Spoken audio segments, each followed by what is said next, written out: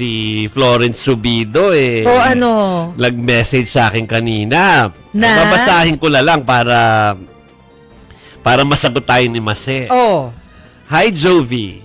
In the FB page of blank blank. Okay. Huwag natin bigyan ng platform ang mga fake news Oh, peddlers. sige, ha? sige.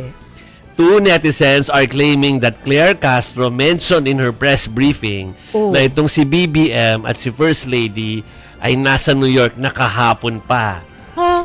Kaya daw imposible yung mga live natin kahapon. Ano?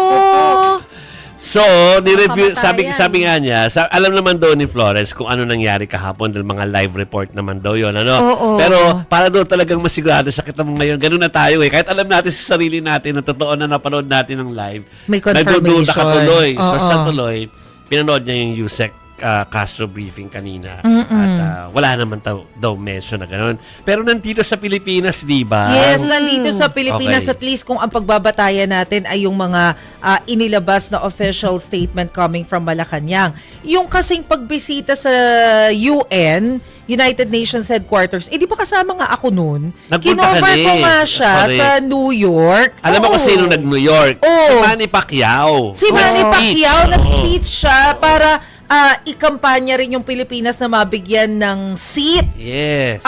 Temporary seat sa sa UN Security Council kasi malapit na yung botohan. So sana manalo yung Pilipinas against Kyrgyzstan. Yes, diba? yes, So yes. yun yung kinakampanya natin. Pero tapos na kasing mga kampanya nun si PBBM. Pumunta Kasama na? rin niya nun si FL. Pumunta na sa New York. Sumama rin ako. Kaya nakita ko siya doon sa United Nations headquarters para ikampanya ng personal yung Pilipinas na makakuha ng seat.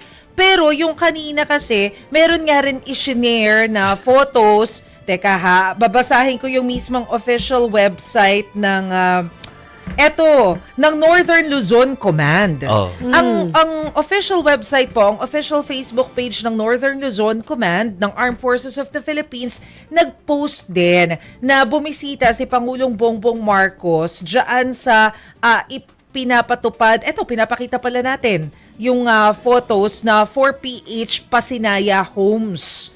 Ha? So, nandyan po siya sa may Angeles City. Sa Pampanga. Yeah. Ng April 10, 2026, ngayong araw. Yeah. So, kung ang pagbabatayan po natin ay yung mga aktibidad ni BBM ngayong araw, andun siya, nagpunta siya sa Pampanga. Kinonfirm din po yan ng Presidential Communications Office. And kahapon, alam din naman po natin na nagpunta siya sa Bataan. At nakumpirma rin naman yan ng sarili nating team sa News 5 dahil kinover din naman nila at personal din silang nagpunta sa Mount Sama. Alam ko may mga taga Pampanga na nag-confirm nito na nandoon nga kanina. Again, this is not about defending the president. Kasi bahala na sila dyan. Kami talaga yung fake news lang yung ayaw namin. Yes. Nililinaw lang po namin yon. Pero kanina kasi nag-post din yung sinare ko sa inyo, nag-post ng US Embassy. Okay. Kasi di ba lagi kapag araw ng kagitingan o sa may Bataan, lagi na doon ang US Embassy o kaya mga kinatawan from the US. Diplomatic diba? Corps, nandun. Diplomatic Corps. So lagi yan nagpo-post din sila. Nag-post sila, ang dami daw nagke-question doon sa ilalim kung bakit. Tapos medyo sabi nung mga nandun din sa website, ay sa Facebook page ng US Embassy na to mismo sinasabi, fake daw yun kasi daw binabati daw ng Amerika yung 40th. Pero 48th kasi yung kahapon. Oo. Yung celebration kahapon ay 48. Araw ng kagitingan. Okay. Oo. Pero yung doon sa post ng US Embassy, 40th yung nilalabas, 40. Oo. So 48 versus 40. Okay. Pero actually, ang katotohanan doon, ang kino-commemorate ng tayo kasi iba yung date natin ng 48 na bilang Pilipinas. Sila 40th yung kanila. Yun naman yung event na sa pagitan ng Amerika at ng Pilipinas. Yung diplomatic relations between Yes. the Philippines and the United States. So magkaiba. So Iba yung huwag na bigyan ng mali calculation sa'yo. talaga. Dahil iba yung bilang ng Amerika dahil may iba silang kino-commemorate At iba rin yung kinomemorate natin Oo, kahapon. parte din kasi ng history nila yan, mga kapatid. May sarili silang viewpoint. Actually, history yan eh. Yes, Diba? yes. Ayan po. So makikita nyo, ganyan po yung mga comment section po ngayon na lumalabas. Marami po ang nalulungkot kapag nababasa yun.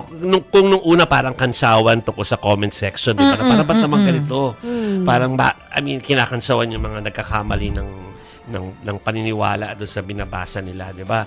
Pero ngayon yung iba medyo alarmed na sila at nalulungkot. Parang more of that na yung feeling nila. Dahil ito nakalipas sa 3 araw, medyo nandun verging on nakaka-worry na. Para sa mga At saka iba kasi yung honest mistake. Kasi alam naman, lahat naman talaga tayo nagkakamali. Kahit yung mga small details, minsan nakakaligtaan natin. Pero iba po kasing usapan kapag sinasadya para po mag-disseminate ng disinformation. Yes. Yun yung ayaw nating mangyari. At saka, sabi nga po natin, wala naman tayong kinakampihan dyan. Hindi naman kami mga politiko. Wala rin kami mga sinusuportahan kahit sino sa kanila.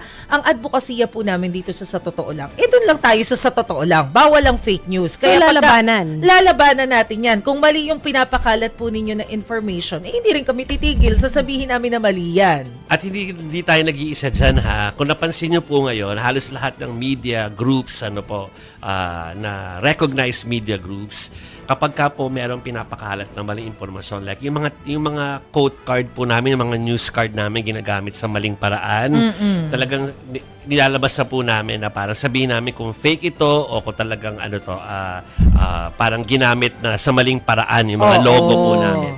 Gagawin na po namin yan kasi kapag hindi nyo talaga papatulan yan, parang gagawin na pong parang masasanay na yung mga tao na gumagawa ng masasama, gamitin po yung mga news items po namin. So, kung kailangan nyo pong linawin sa sarili ninyo, alam ba, may nabasa kayong mali.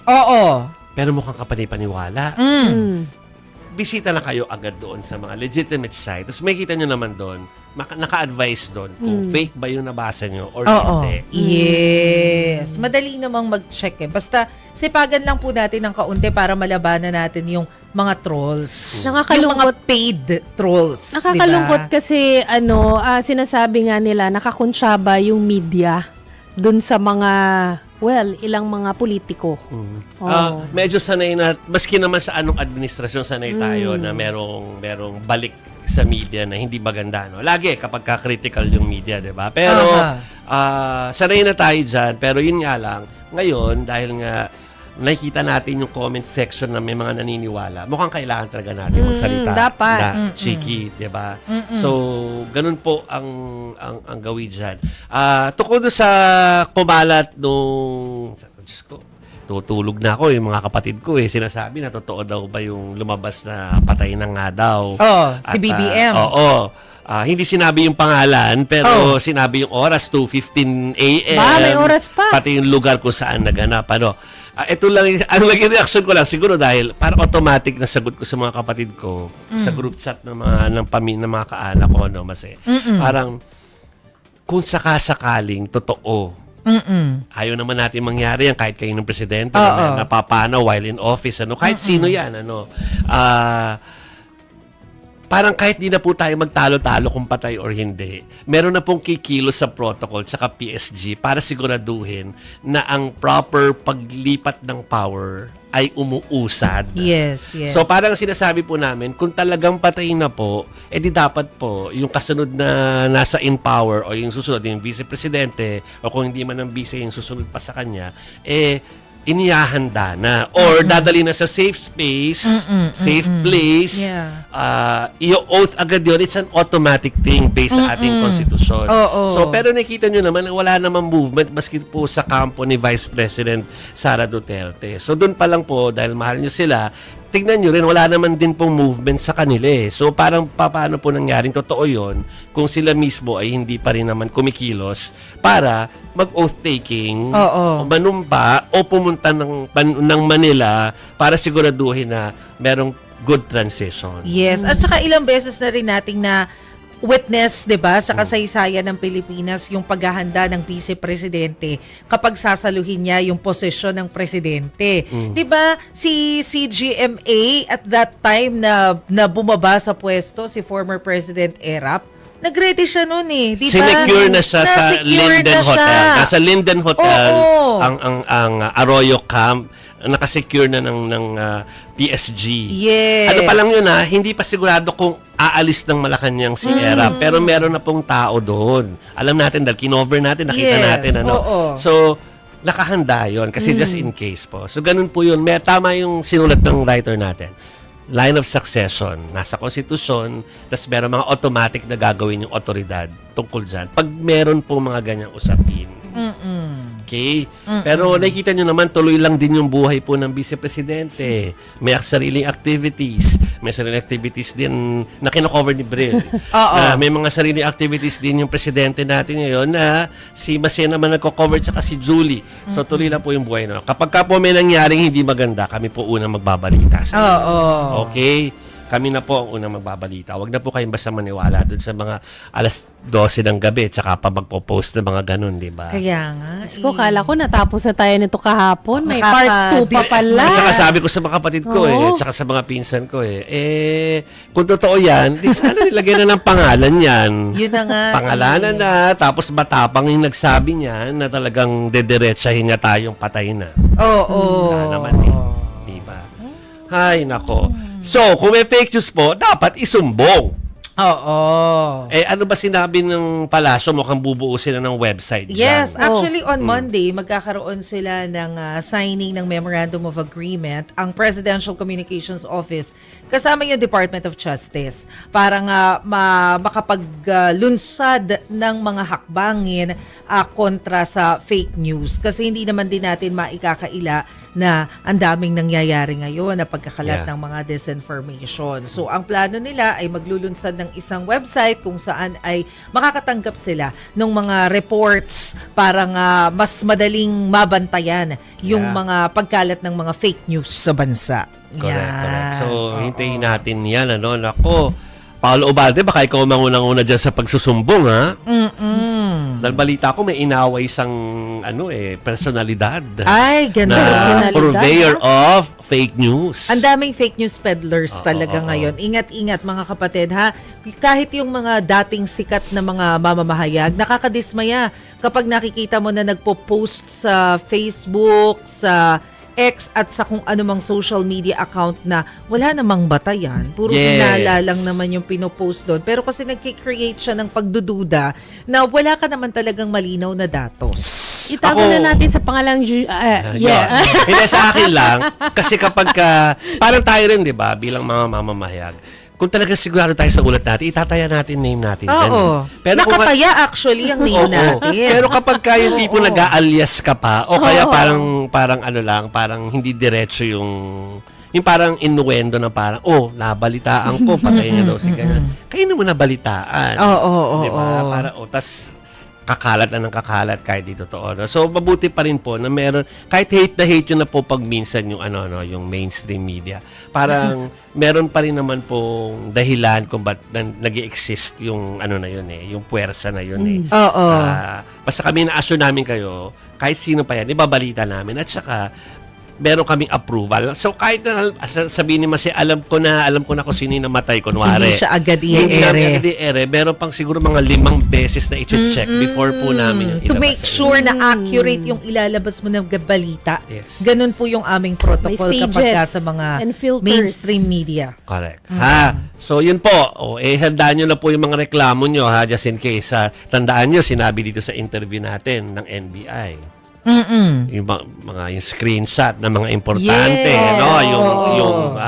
yung mga dapat nyo pong makalap ng mga ebidensya para po talagang mahabol na sa batas itong mga peddler ng mga kapikean.